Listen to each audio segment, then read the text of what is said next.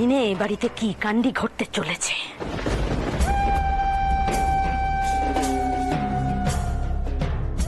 বাউন্ডার ছাড়া কি কখনো পুজো হওয়া সম্ভব? কিছু মনে করিস না পদ্ম, একখানা একখানা ঘোর অঘটন ঘটতে চলেছে, ঘোর অমঙ্গল। এসবের মধ্যে বাপু আমি নেই, আমি নেই। চল চল ঘরে চল, গিয়ে দেখি চল।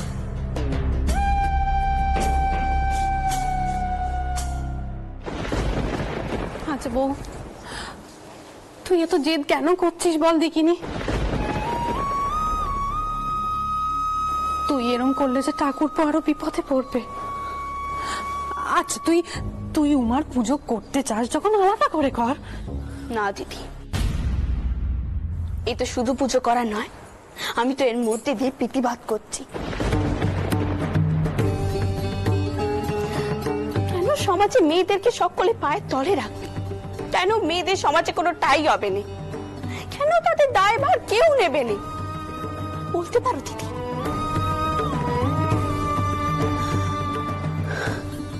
এই মেয়েরা তো স্বেচ্ছায় আর কেউ সেখানে যায়নি, কোনো না কোনো পুরুষ তাদেরকে নিয়ে গেছে। দেখুন সম্পূর্ণ এপিসোড জি5 এ।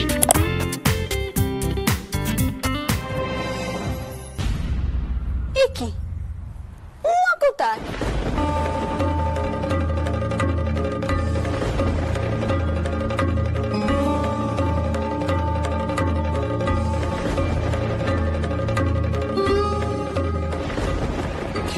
কি হয়েছে মা? ঠিকই তো, উমা কি কোথাও গিয়ে লোক হলো নাকি? ছোট কফি চল তো দেখি। মতো উমাকে কোথা, এখানেই তো ছিলাম, এটা কোথায় গেল? সে কি? উমা, উমা, উমা, এই উমা, উমা, উমা, উমা, উমা, উমা, উমা, উমা, কোথায় গেলি মা? উমা,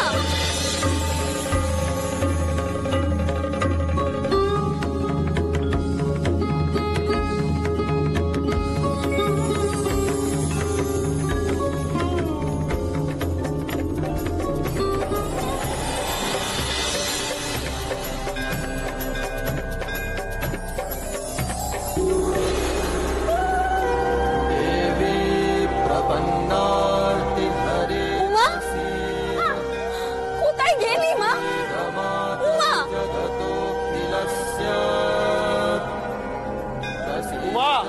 উমা, উমা, উমা,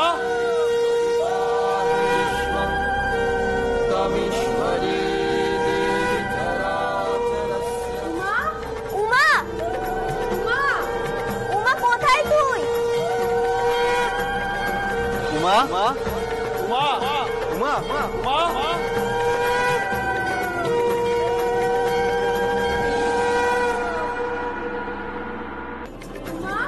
উমা, উমা কোথায় তুই? উমা, কোথায় গেলি মা? উমা,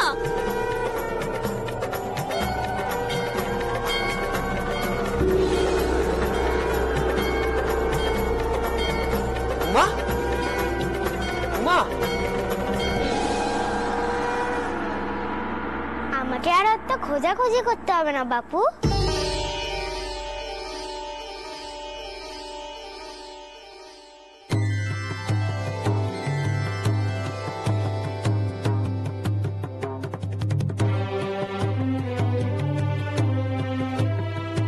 এই তো আমি বসেছি পুজো নিতে, হয়েছে?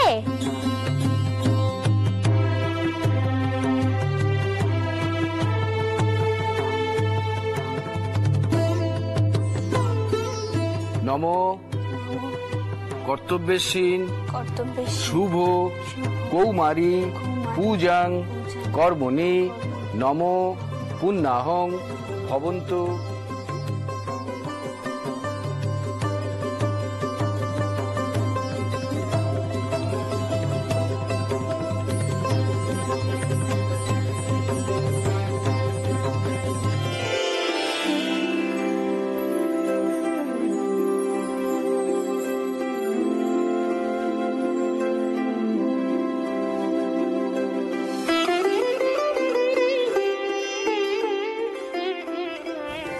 অশেষ করুণা রঘুবীর, অশেষ করুণা। তুমি অতগুলো মেয়েকে রক্ষে করেছ, আমি আমার উমাকে পুজো করতে পেরেছি। আমার আর কিচ্ছুটি চাইনি রঘুবীর, কিচ্ছুটি চাইনি।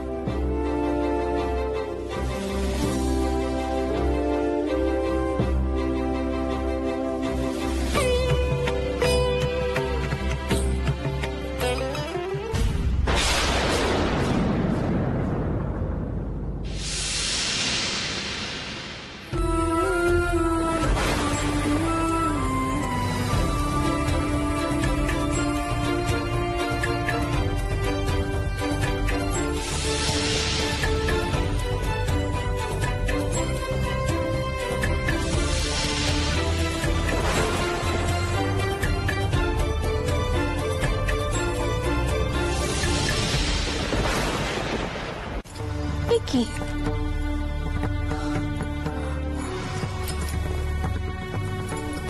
এই বদ্ধকানা এখানে এলো কি করে? এই বদ্ধ তো আমি উমার হাতে দেখেছিল, কিন্তু এখানে তোমার পুজো আমি গ্রহণ করলাম বাবু, এই পদ্ম ফুলটা নিলুম। উমা, উমা, উমা, উমা।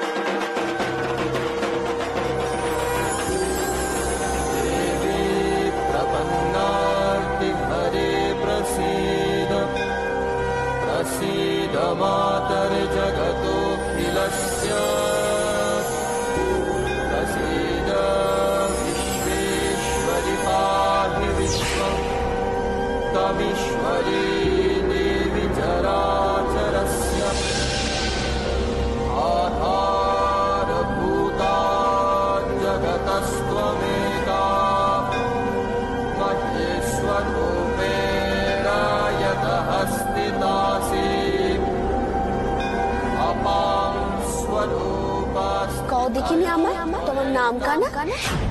নাম উমা, আমি তো উমা। ও বুঝেছি বুঝেছি, তুমি আমাকে নিজের হাত দিয়ে গয়না পরাতে পারোনি বলে কষ্ট পেয়েছো না? দাঁড়াও, আমি সব গয়না খুলে ফেলছি, তারপরে তুমি আমাকে নিজের হাত দিয়ে গয়না পরাও, তাহলে খুশি হবে তো?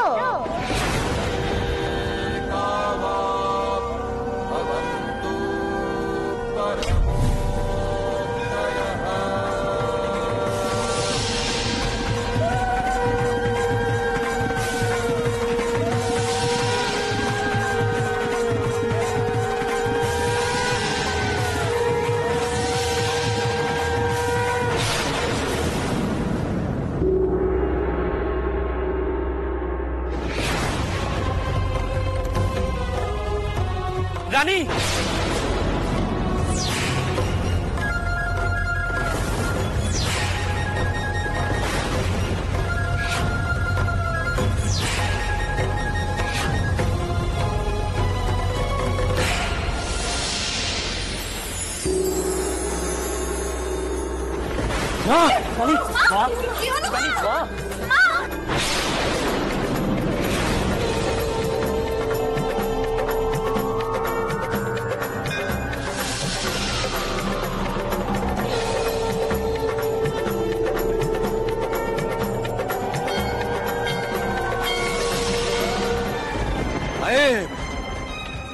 কই গেল? কই গেল মানে? এখানেই তো ছিল, কই গেল? হ্যাঁ ছিল মানে কি আশ্চর্য, কতটুকু একটা মেয়ে কোথায় যাবে? এদিকেই তো আসলো। খোঁজো খোঁজো নায়েব, ওইটুকু একটা মেয়ে নাকে দড়ি দিয়ে ঘোরাচ্ছে। ওই তো ওই তো, ধরো ধরো। আরে এই দাঁড়া তুই, আরে দাঁড়িয়ে আছে, ধরো।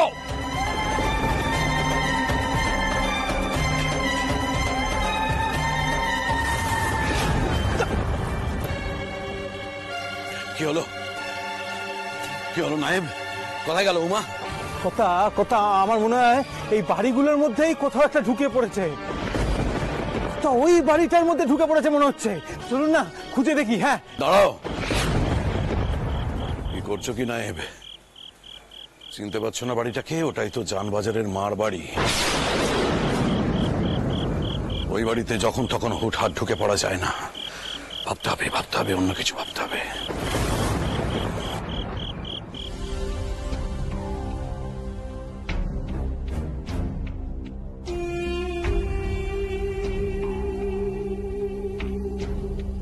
কবিরাজ মশাই এখন কেমন দেখছেন? এমনিতে তো কোনো ব্যায়ামও দেখছে না রানীমার। আকস্মিক কোনো মানসিক চাপ বা ত্রাসে জ্ঞান হারিয়েছেন, এখনই জ্ঞান ফিরে আসবে। আমি তাহলে এখন আসি।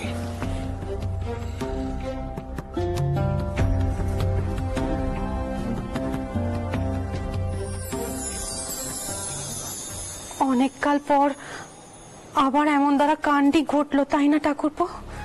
হ্যাঁ বোঠান, বোঠান বলছি আপনি একটু রানীর পাশে থাকুন, আমি একটু বাইরে যাই। আসলে অনেক অতিথি এসেছেন তো। হ্যাঁ ভাই, তুমি তাই যাও, অতিথি আপ্যায়ন করো গে, যাও। কবিরাজ মশাই তো কইলেন বউয়ের জ্ঞান ফিরবে, চিন্তা করো না।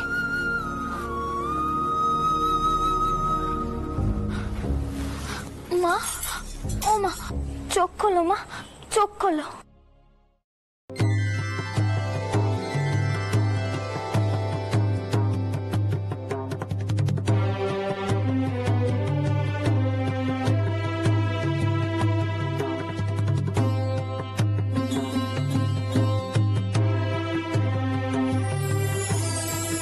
তোমার পুজো আমি গ্রহণ করলাম বাবু, এই পদ্ম ফুলটা নিলুম।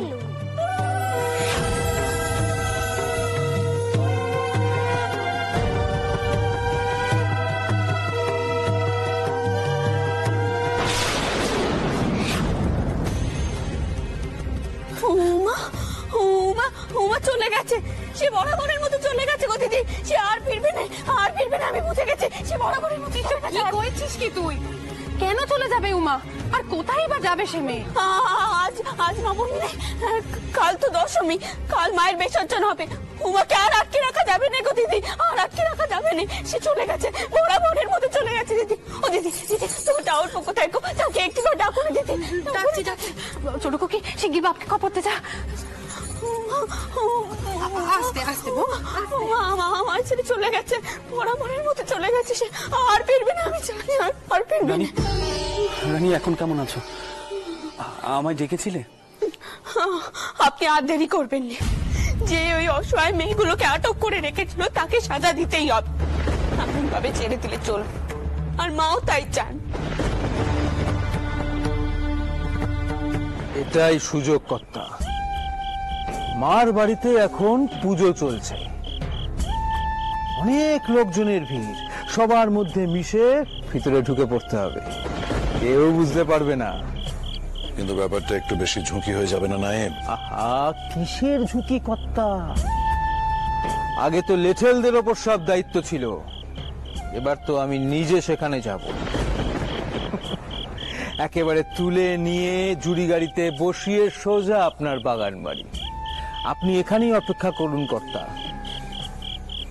বেশ, যা ভালো বোঝো তাই করো, কিন্তু সাবধানে। লিটাররা কি জুড়ি গাড়ি এনেছে?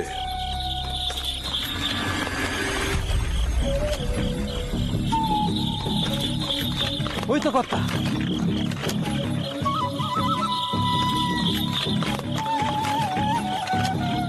গাড়িও এসে গেছে আর লেঠেলও এসে গেছে। ভালো। আমন দাস মশাই, আপনি যেটা করেছেন সেটা শুধু অন্যায় নয়, বেআইনি।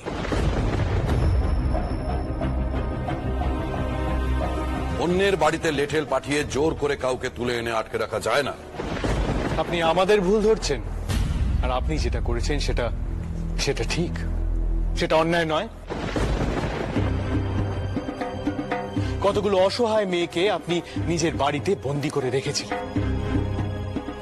আপনার কি উদ্দেশ্য ছিল আপনি কি ভাবছেন আমরা বুঝতে পারছি না? তাই নাকি? আমার কি উদ্দেশ্য ছিল সেটা শুনি। তালুকদার মশাই, আপনি থামুন। আপনার লজ্জা করছে না? আপনি আবার কথা বলছেন। লজ্জা? আমার লজ্জা করবে? আপনি আমার বাড়িতে লেঠেল পাঠিয়ে মারামারি করিয়েছেন আর আমার লজ্জা করবে? দেখুন দেখুন, একে এ আমার নায়েব গোবিন্দ। আপনার লেঠেলরা একেও ছাড়ে। এই মেরেছে। আর এই পুরো ব্যাপারটা সামনে দাঁড়িয়ে থেকে নেতৃত্ব দিয়েছেন আপনার এই সেজো জামাই।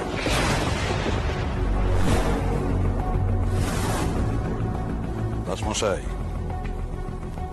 আমার এই অপমান কিন্তু আমি এত সহজে ভুলবো না। আমি কাউকে ছাড়বো না। কি করবেন আপনি?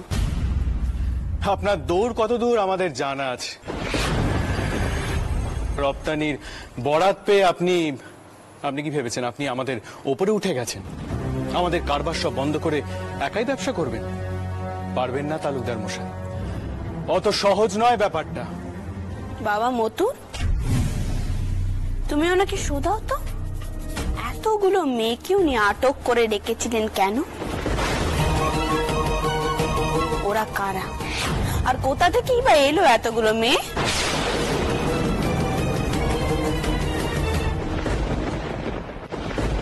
ওরা সব সমাজ পরিত্যক্তা দুস্থ মেয়ে।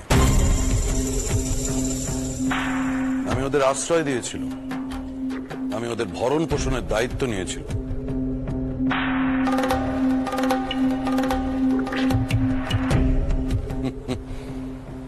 আচ্ছা, আপনারা এটা কেন ভাবেন বলুন তো, যে সমাজের উপকার শুধু আপনারাই করেন, আমরা করতে পারি না?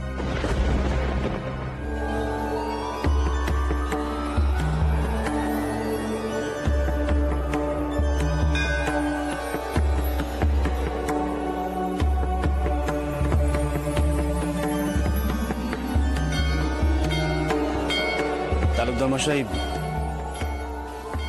বলুন। দাস মশাই, আমি বলছিলাম, আমার বাড়িতে যে মেয়েদের আমি আশ্রয় দিয়েছিলাম, দয়া করে তাদের ফিরিয়ে দিন।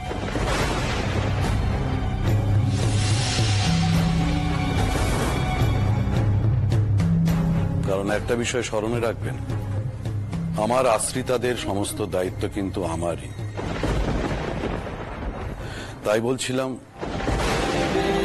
প্রপন্নার্তি হরে প্রসীদ।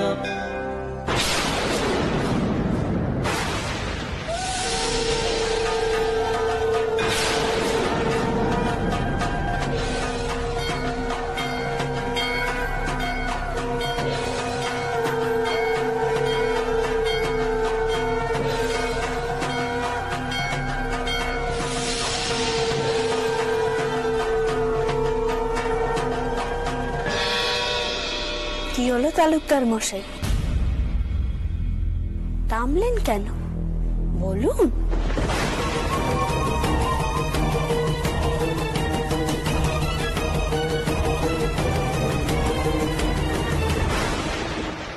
আমি বলছিলাম যে আমার মেয়েদের কিন্তু আমি কোনো খারাপ উদ্দেশ্যে ওখানে আশ্রয় দিইনি।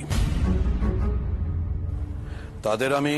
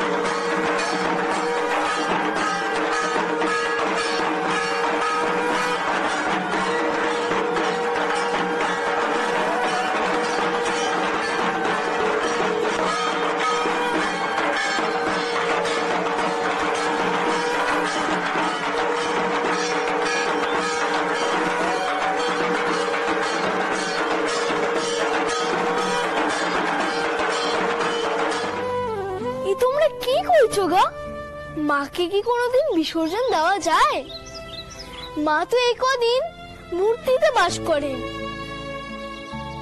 আবার পরে নিজের জায়গায় ফিরে যান। তখন মা আমাদের মনের ভিতর বাস করে।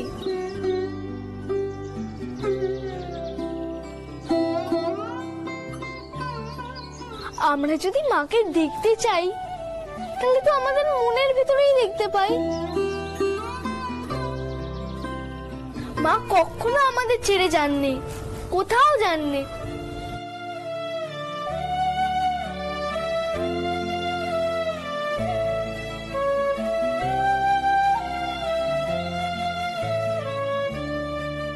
গদাই মাঝে মাঝে এমন কথা কয় যেন কত বোঝে, যেন মস্ত বড় পণ্ডিত। কিন্তু রাম, গদাই যা বলে গেল তা কিন্তু ভুল কিছু বলেনি, খাসা বলেছে। মা তো আমাদের ছেড়ে কোথাও যান না, আমাদের আমাদের মনের ভিতরে তো তিনি বাস করেন। কোত্থেকে যেমন কথা শিখলো কে জানে, বোধহয় ছোটবেলায় বাবার কাছে শুনেছে। হ্যাঁ, তাই হবে। তিনি পুণ্যবান মানুষ, এমন কথা তো তিনি বলবেনই। ও হ্যাঁ, ভালো কথা রাম, তোমার বাবা তো অনেকদিন হলো বাইরে গেছেন, কবে ফিরবেন সেই ছিলিমপুর থেকে? এই এবারে ফিরবেন, এবারে ওই ওখানে পুজো করার কথা। হ্যাঁ, অনেক দিন তো হয়ে গেল। ক্ষুদিরাম চ্যাটার্জিকে দেখিনি অনেক কাল। হ্যাঁ,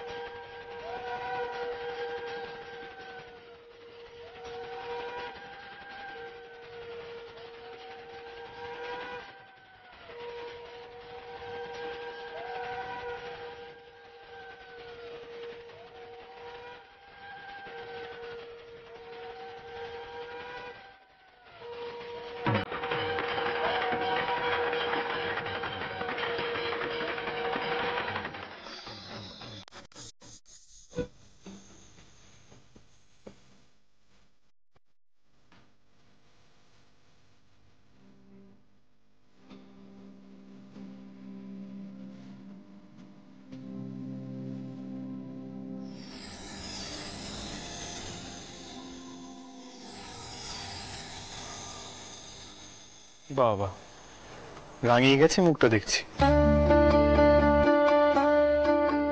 বেশ তো লাগছে। তুলছো কেন সিঁদুরটা?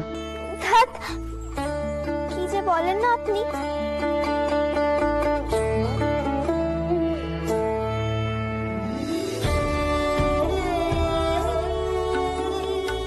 দেখি দেখি মুখটা দেখি।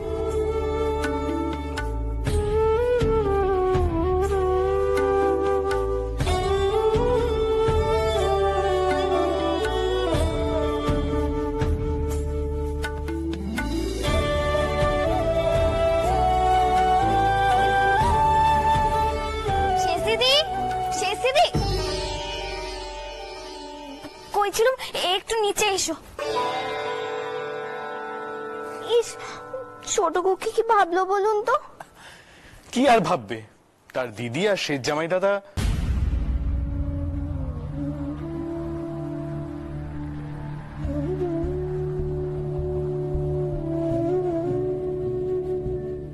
তুমি ঠিকই বলেছো করুণা। জগদম্বার বিয়েটা ভেঙে যাবার পর সে দুঃখটা বোধহয় আবার তার বুকে বেজে উঠল।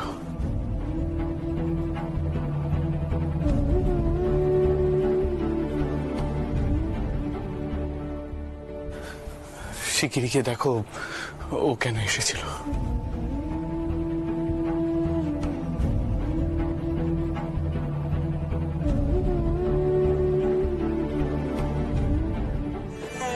বাবা কিন্তু বলে পাঠিয়েছেন আপনাদের সবাইকে সোনাবাড়িতে আসতেই হবে। এও কি আবার কইবার কথা বাবা? আমার নাতি হলো আর আমি দেখতে যাবো না? আমরা অবশ্যই যাব বাবা, তুমি আমার সঙ্গে একটু বাইরে চলো, বাইরে অনেক অতিথিরা এসেছেন, তাদেরকে তো এই খবরটা দিতে হবে। চলো বাবা, মাধব তুমিও এসো, এসো এসো এসো। মা, আমি কিন্তু মহেন্দ্রকে ফেলে কোথাও যেতে পারবো না, আর এই অবস্থায় ওকে নিয়ে কোথাও যাতায়াত করাও সম্ভব নয়। তা ঠিক কথা বউ, তুই বরং ছোট কুকি আর সেজ কুকিকে নিয়ে যা, কুমারী মনটা ভালো লাগবে। এই সময় বাড়ির লোকজন পাশে থাকলে বেশ সুবিধে হয় রে। আর মাধবকেও নিয়ে যাস। আমাদের মেজ খুকি কিন্তু কপাল করে ছিল বটে, ওর কপালেই দেখো সব কিছু জুটলো, ঘর বর শ্বশুর শাশুড়ির আশীর্বাদ। কিছু মনে করো না ছোট বউ, তুমি এই একখানা মেয়ের বিয়ে যা ঠিক মতো দেখাশুনো করে দিয়েছিলে,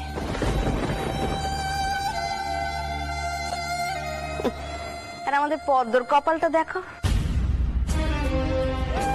ওই যে কথায় আছে না, কপালে নেই কো ঘি ঠক ঠকালে হবে কি। পদ্মর তো কপালটাই মন্দ, নইলে এই এতগুলো নকিমন্ত মেয়ের বিয়ে একটু ঠিক মতো দেখাশুনো করে দেওয়া যেত নাকি?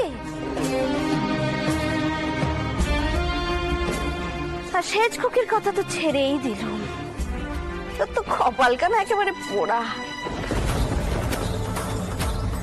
না জুটলো ঘর, না জুটলো শ্বশুর শাশুড়ির আশীর্বাদ, না জুটলো বেটা।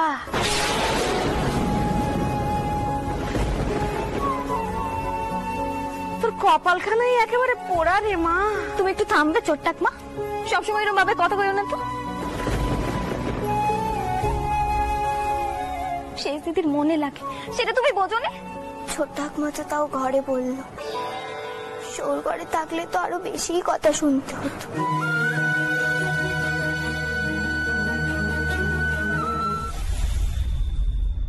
ছোট খুড়িমা, ভাগ্য তো আর মানুষের হাতে নেই, বিধাতা যা আমাদের ভাগ্যে নিকে পাঠান তাই তো হবে।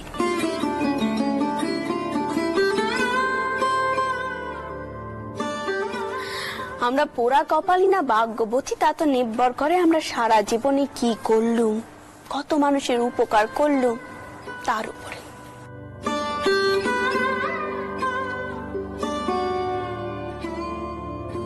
যে আপনার চোখে পোড়া কপালি, সে হয়তো অন্যের চোখে ভাগ্যবতী।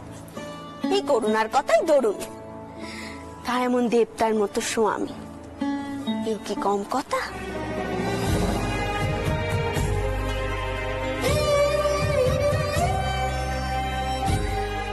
আসলে কি জানেন তো ছোট খুড়িমা, আমরা আমাদের জীবনে টাওরের কৃপায় যা পাই তার মূল্য দিই, আর যা পাইনি তা নিয়ে হাও হতাশ করি, ছোট বড় কথা শোনাই। দেখুন সম্পূর্ণ এপিসোড জি5-এ।